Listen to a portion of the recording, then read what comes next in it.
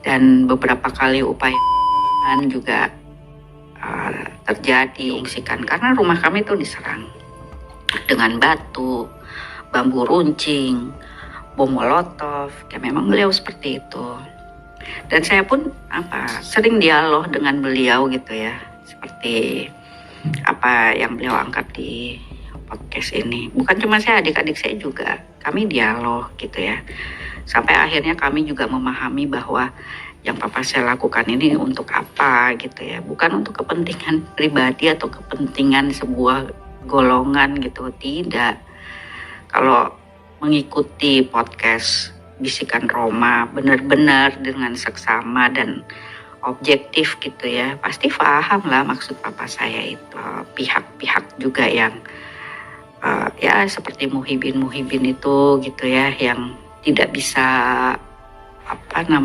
jernih melihat podcast itu gitu ya. Kalau saya pribadi gitu ya, mau dibilang papa saya apapun lah, sehina sejelek apapun lah, dengan kata-kata binatang atau apalah gitu, saya tetap bangga sama ayah saya.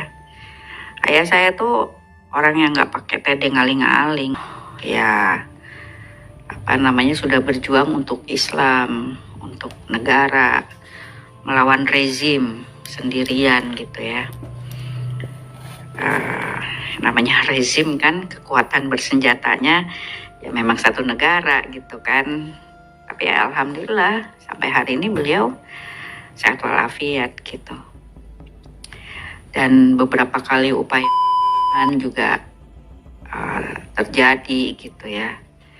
Bahkan di tahun 82 itu yang saya ingat, hampir setiap malam itu rumah kami itu diserang. Dan ketika serangan itu datang, saya dan adik-adik saya itu diungsikan ke rumah tetangga, ke rumah Tante Selvi namanya. Kami ditutup selimut kah, sprei kah gitu ya.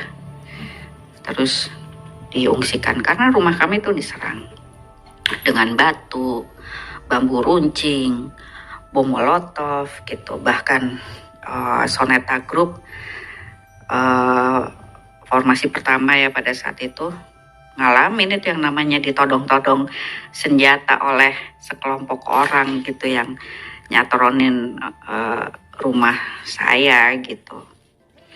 Dan tahun 83 papa saya itu pernah ditahan di Kramat 5 Laksus terkait dengan peristiwa Tanjung Priok yang menewaskan Ustadz Amir Biki. Ditahan kurang lebih 40 harian lah gitu. Ya saya ada yang saya ingat gitu, saya mengunjungi beliau gitu. Tapi di tahanan itu papa saya bukan di dalam sel, tapi di sebuah ruangan. Ya lubang anginnya tuh ya kayak besi-besi gitu juga gitu, tapi bukan sel ya, kayak kamar sel lah gitu. Ditahan di situ. Dan ya memang tidak terbukti papa saya ikut melakukan penyerangan ke mana kalau nggak salah, Garnisun apa mana gitu. Waktu itu kasusnya kan cukup besar juga ya, masalah Tanjung Priok gitu. Kemudian ya banyaklah kontroversi beliau. Pembunuhan karakter ya, ketika udah mulai ada yang namanya infotainment, banyak kan, mungkin banyak juga kan yang sering lihat, sering dengar gitu kan berita-berita kontroversinya beliau kalau di era-era terakhir ini gitu ya, setelah ada infotainment, kemudian ada sosial media gitu. Begitulah Rhoma Irama gitu.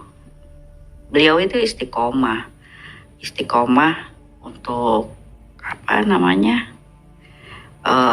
bela Islam, untuk berjuang, istiqomah.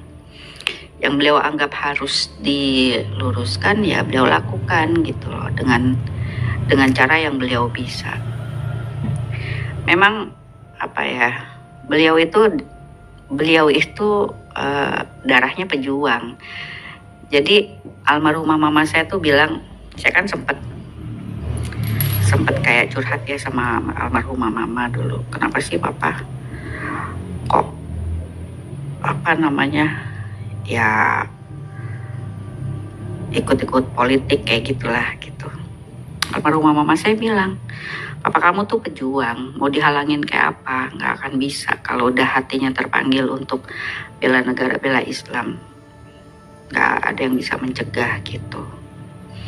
Karena mama saya juga dulu pernah minta beliau untuk tidak ikut berjuang di membela sebuah partai gitu ya. Tapi memang yang beliau bela itu bukan partainya, tapi Islamnya gitu deh, singkat cerita.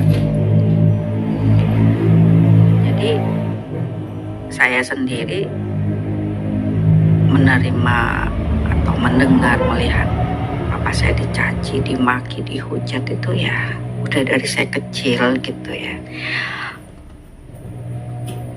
Bukan hal yang biasa juga gitu, tapi ya udah bukan hal yang aneh juga gitu.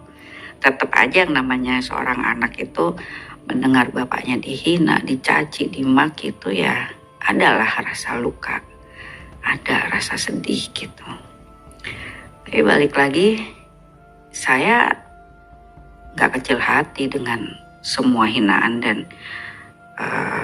hujatan itu gitu ya. Selama saya meyakini yang papa saya lakukan itu memang benar gitu. Ya memang beliau seperti itu. Dan saya pun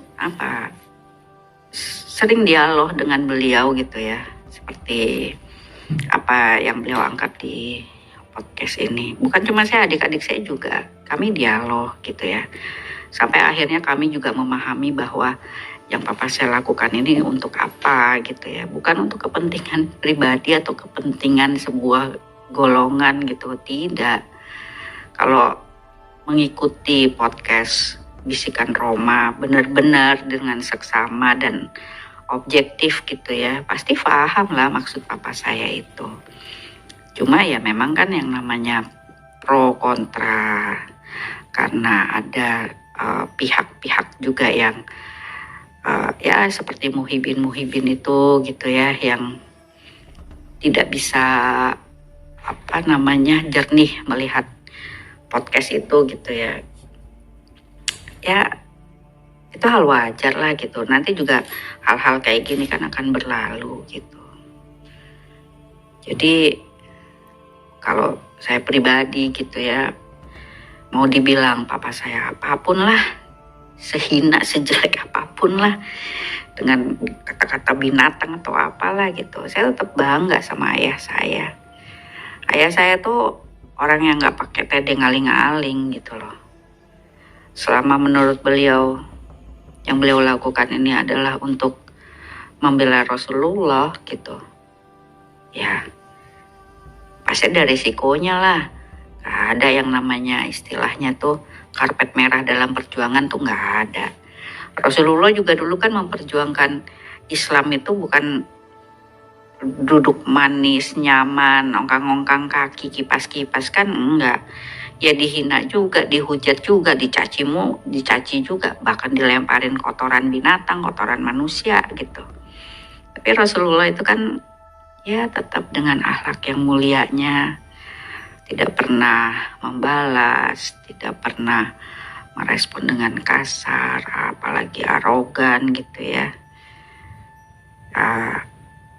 Jadi jiwa besarnya papa saya dan keluarga menghadapi situasi yang sekarang ini terjadi, ya kami melihat Rasulullah.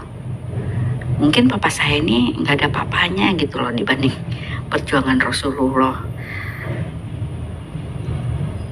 Kalau ngelihat kisah-kisah Rasulullah gitu ya, bagaimana sakitnya beliau gitu,